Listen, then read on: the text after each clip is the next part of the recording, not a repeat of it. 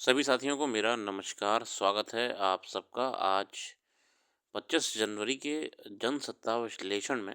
आइए शुरू करते हैं आज का विश्लेषण। तो पहले पेज पे कई खबरों के बीच खबर फ्लू से 2024 में भारत के 5 करोड़ से अधिक विद्यार्थी प्रभावित हुए। पिछले साल के जो गर्मियों में हमने भीषण तापमान देखा था उसको लेकर एक छोटी सी बाइट है।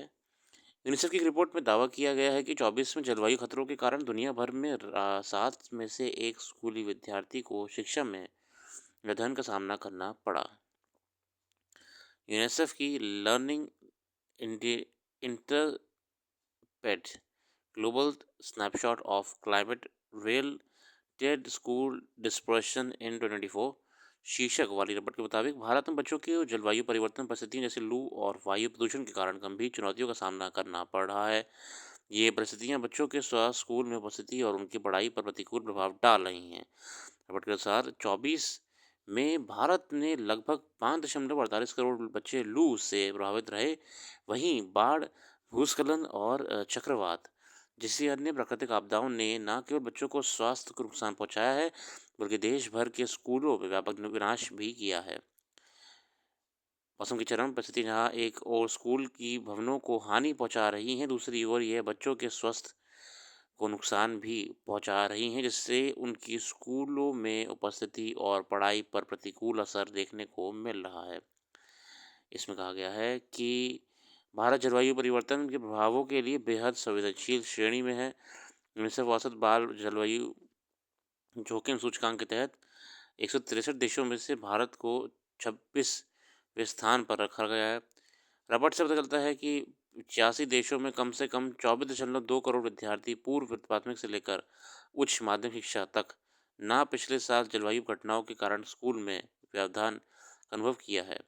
तो बहुत से बच्चों ने जलवायु परिवर्तन की वजह से शिक्षा में प्रभाव झेला है अपना।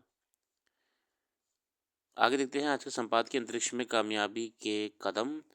गिरीश चंद्र पांडे जी कहते हैं, अभी हाल ही में भारतीय अंतरिक्ष अनुसंधान संगठन ने 2 उपग्रहों को अंतरिक्ष में परस्पर जोड़कर एक उपग्रह बनाने का कारनामा कर दिखाया है। यहाँ गिरीश जी हमारा ध्यान केंद्रित कर रहे हैं स्पैडेक्स मिशन की तरफ, जो बीते हफ्ते बहुत ज़्यादा चर्चा में रहा है। इसरो ने पहले पृथ्वी की कक्षा में 2 उपग्रहों को सफलतापूर्वक स्थापित किया, फिर दोनों को आसपास जोड़ दिया। इसे वैज्ञानिक भाषा में स्पैडेक्स स्पेस डॉकिंग एक्सपेरिमेंट कहा जाता है और ऐसी क्षमता हासिल करने वाला भारत दुनिया का चौथा देश बन गया है। भारत से पहले अमेरिका, रूस और चीन इस कारनामे को अंजाम दे चुका है। भारतीय वैज्ञानिकों की यही उपलब्धि इस मायने में महत्वपूर्ण है कि उन्होंने सीमित संसाधनों और अपनी क्षमता से खुद को डॉकिंग मैकेनिज्म खुद इंडिजीनियस डॉकिंग मैकेनिज्म विकसित किया है। ये तकनीक बहुत कम काम की है, क्योंकि भविष्य में भारत को अपना अंतरिक्ष केंद्र बनाना है और अंतरिक्ष केंद्र बनाते समय एक उपग्रह को दूसरे से जोड़ने की कला में माहिर होना सबसे ज़रूरी है, क्योंकि अंतरिक्ष में कोई भी निर्माण एक झटके में नहीं पूरा हो गया। मेरे साथियों, जैसे हमने पहले भी कई बार बताया है कि हम वहाँ पे असेंबलिंग ही कर सकते हैं। कारण ये है कि इतना बड़ा स्पेस स्टेशन अब यहाँ से बना के तो ऊपर ले नहीं आ सकते। तो ये असेंबलिंग करने की जो तकनीक है 2 उपग्रहों जोड़ने की, इसे कहते हैं, इस पहले प्रक्रिया को कहते हैं डॉकिंग। डॉकिंग कहते हैं इसे।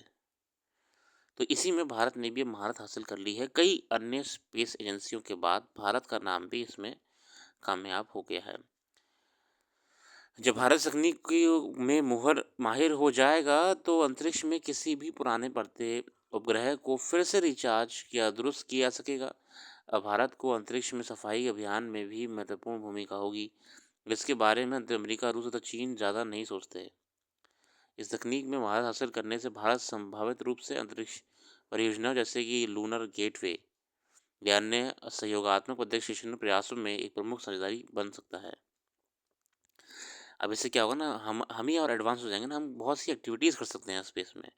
भारत की ये सफलता अंतरिक्ष में छिपे कई रहस्यों और जानकारियों के उद्घाटन में बहुत काम आएगी। 2030 तक ये बाजार तक 1 लाख करोड़ डॉलर का हो सकता है। मतलब ये पूरा आपका जो अंतरिक्ष कारोबार है, भारत का विशेषकर, बहुत ही तेज़ी से डेवलप हो रहा है। नए लॉन्च पैड को अंतरिक्ष क्षेत्र की भविष्य को ज़रूरतों को ध्यान में रखते हुए बनाया जाएगा। इससे भारत अपनी ज़रूरत के मिशन को अंजाम देने के साथ-साथ विश्व की माँग भी पूरी कर सकेगा और हम लोग डेवलप कर रहे हैं। अंतरिक्ष यात्रा में भारत की उपलब्धि पर गौर करें तो इनकी मुख्य रूप से चंद्रयान मिशन के तहत चंद्रयान 1 भारत का पहला चंद्र मिशन था जिसमें चंद्रमा पर पानी का अणुओं की खोज की। भारत का पहला गूगल मंगल मिशन मंगलयान 2014 में को पहले ही कोशिश में सफलतापूर्वक अंजाम दिया गया। कम लागत के इस मिशन ने भारत को मंगल की कक्षा में पहुंचाने वाले पहला एशिया देश बनाया। उसके बाद चंद्रयान 2 2019 में तहत ऑर्बिटर लैंडर और रोवर प्रज्ञान शामिल थे। 23 अगस्त 23 को चंद्रयान 3 के तहत भारत ने चंद्रमा के दक्षिणी ध्रुव पर सफलतापूर्वक लैंडिंग की और इस प्रकार ऐसे करने वाले पहला देश बना। बहुत ही बढ़िया भारत की कामयाबी स्पेस जगत में तकनीक, नवाचार और भारत अंतरिक्ष स्पेस स्टेशन खुद का बनाने की तरफ अग्रसर है। एक ही मिशन में 104 उपग्रहों को प्रक्षेपित करके विश्व का कीर्तिमान बनाया है। हमने बहुत लॉन्चिंग में तो हमने महारत हासिल कर ली है। अभी गगनयान मिशन भारत का एक महत्वाकांक्षी मिशन अंतरिक्ष उड़ान कार्यक्रम पाइपलाइन में है, जिसकी 2025 के आसपास प्रक्षेपित होने की योजना है। इसरो ने स्पेस मिशन 2040 तक की रूपरेखा भी तैयार की है और इस पर तेजी से काम कर रहा है। अब हम और एडवांस्ड लेवल पे जा रहे हैं स्पेस एक्सप्लोरेशन की तरफ। अगला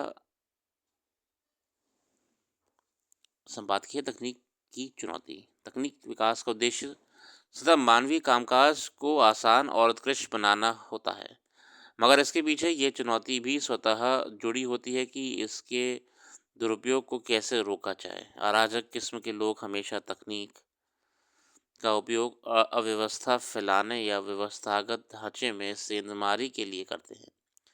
कृत्रिम मेधा यानी आर्टिफिशियल इंटेलिजेंस नाम की नई तकनीक आने के बाद इसकी चिंता और बढ़ गई है। शुरू में से ही लोग विरोध कर रहे हैं कि कृत्रिम मेधा को प्रश्रय देने से लोगों की रचनात्मकता, निजता और वित्तीय सुरक्षा खतरे में पड़ जाएगी। इसलिए कि ये ऐसी तकनीक है जो दुनिया भर में उपलब्ध सूचनाओं को खंगाल कर किसी भी व्यक्ति को वंचित सूचना उपलब्ध करा देती है। हालांकि एल्गोरिथम तकनीक सूचनाओं की छानबीन पहले से ही करती आ रही है। कृत्रिम मेधा के इस्तेमाल का यह काम बड़े स्तर पर और कई गुना अधिक तेजी से किया जा सकता है। दरअसल विश्व आर्थिक मंच के सम्मेलन में कई देशों ने रेखांकित किया कि कृत्रिम मेधा के अनियंत्रित प्रसार पर लगाम कसने की जरूरत है। स्पेन के प्रधानमंत्री ने यूरोपीय संघ से आह्वान किया कि गलत सूचना और साइबर उत्पीड़न और अंकुश लगाने के लिए कठोर कदम उठाए जाने चाहिए। एल्गोरिथम में पारदर्शिता के लिए शक्तियों के विस्तार की जरूरत है। संयुक्त राष्ट्र के महासचिव एंटोनियो गुतरेस ने कृत्रिम मेधा को वैश्विक चुनौती बताते हुए कड़ी चेतावनी जारी की। इसे मानवता के लिए एक बड़ा जोखिम बताया। एआई कृत्रिम मेधा बहुत ही तेजी से बढ़ रहा है जिस हिसाब से उम्मीद थी। तो इसके कई पॉजिटिव यूज़ भी हैं, कई नेगेटिव यूज़ भी हैं।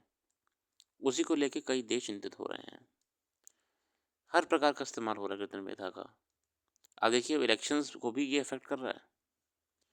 इलेक्शन को कैसे इफेक्ट कर रहा है ये साथियों? अब डीप फेक जो एआई में टेक्नोलॉजी है, डीप फेक, इसके माध्यम से कैसी कैसी वीडियोस बनाई जा रही हैं। आप बता ही नहीं पाओगे चेहरा असली है कि नकली है और उससे कुछ भी बुलवा दिया जाता है।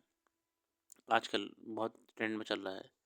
बड़े बड़े लीडर्स की, पॉलिटिकल लीडर्स की वीडियो बना के डीप फेक के माध्यम से ऑल्टर करके कॉमेडी वीडियो पैरोडी टाइप बनाई जा रही हैं, जिससे जिससे कहीं ना कहीं खतरा तो है ही। देखिए समाज को तकनीक का दुरुपयोग होगा तो खतरा रहेगा ही रहेगा। जैसे अभी जितने भी अंतर्राष्ट्रीय देश हैं, संगठन हैं, उनकी सिर्फ इतनी ही मांग है कि कृत्रिम मेधा को तो रोक नहीं पाएंगे आप। तकनीक तो ऐसे आती है, वो बढ़ती ही है आगे जाके। जैसे पहले कंप्यूटर आया था, उसका हर किसी ने विरोध करा था, मगर कोई रोक पाया नहीं। कंप्यूटर विकसित हुआ। कंप्यूटर के बाद देखिए आज स्मार्टफोन्स आ गए हैं। स्मार्टफोन आने के बाद से हम लोगों ने कंप्यूटर का इस्तेमाल करना कितना कम कर दिया है। तो तकनीक तो जैसे जैसे आगे बढ़ेगी उसका तो विकास होना ही होना है।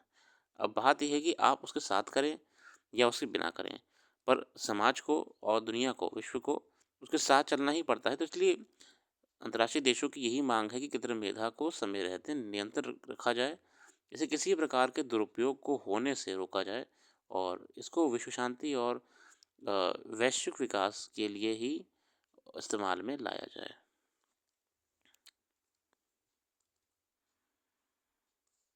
आगे देखते हैं मेरे साथियों अन्य संपादकीय पे।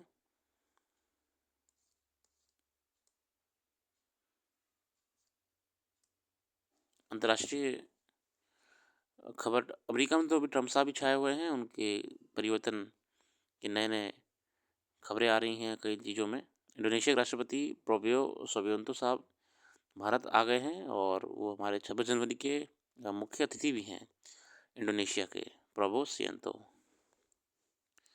फिलहाल इसी के साथ आज के लिए इतना रखते हैं। अपना कीमती समय देने के लिए बहुत-बहुत धन्यवाद। कल फिर आएँगे नई वीडियो के साथ, जुड़े रहिए और समय मिले तो हमारी वेबसाइट को ज़रूर विज़िट करिएगा। करंट अफ़ेयर्स आपको वहाँ पे अच्छी डिटेल में हम प्रोवाइड कराए हुए हैं, जो आपकी आगामी परीक्षाओं के लिए बहुत ही महत्वपूर्ण है और ज़रूरी भी। धन्यवाद।